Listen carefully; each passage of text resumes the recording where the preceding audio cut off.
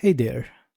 So in this video, we will learn about the height and the width properties and how we can use them to basically set the height and the width of the box, basically the content box in CSS.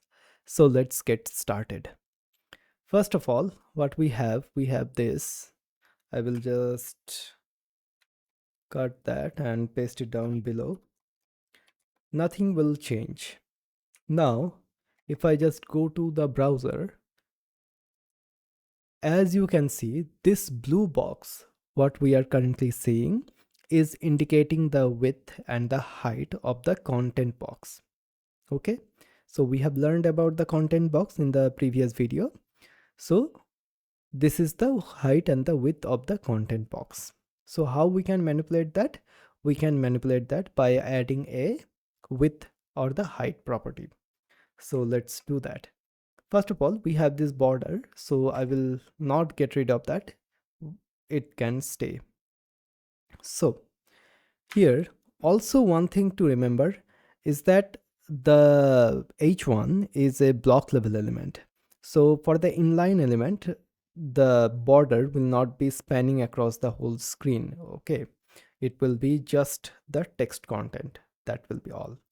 Okay, now what we can do width of something like 6 or 700 pixel, and we can do height of let's do 100 pixel, and for now I will just comment out this height. Okay, I will just comment out this height for now, just to show. And now you might be thinking, okay, this is not that much changed, but if I just uh, collapse this particular dev tools, as you can see here, so previously the box was spanning across the whole width, but now it is only 700 pixels of width. So if I go here and in the computer tab, as you can see, this is the 700 times 40.40. So this is not set by us, it is set by the browser itself. Okay, but we can change the width and the height as well. Okay, so I can just do something like this, and now as you can see, our box, like the content box, has the height of 100 pixels. Okay, so this is how you can change the height and the width of the content box. Please keep that in mind. We are changing the height and the width of the content box. We are not accounting for paddings, and we are not accounting for margins as well.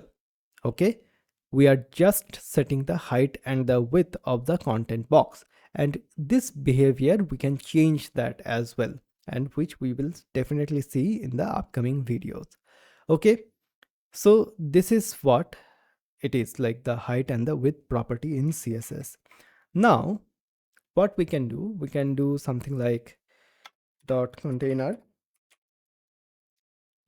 and here what we can do something like dot box, not nox but box, and hash box as well.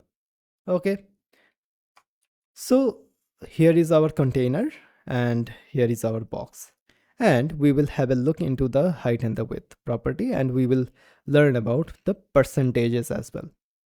Okay, so now if I go here, so I can do container, and then after that I can do height of something like 500 pixel, and width of something like 600 pixels. Okay, now inside of that we have the box, right? Okay, but before moving to the box, what I will do, I will add a border, because without the border we will not be able to see anything. So border, so let's do 2 pixels solid and black. Okay, all right. And then what we can do, we can here can style the box. So dot box, like the we are selecting the class. So we can do border, and we can do 2 pixel solid, and we can add some color, something like lawn green or something like that. Okay, or what I'll do, I'll just go here and add something like this blue or this purplish color. Okay, so that we can see. So now if I do something like width, I can do something like 100 pixel. Okay, and the height of 100 pixel as well. I can do that. And if I go here, here is our box.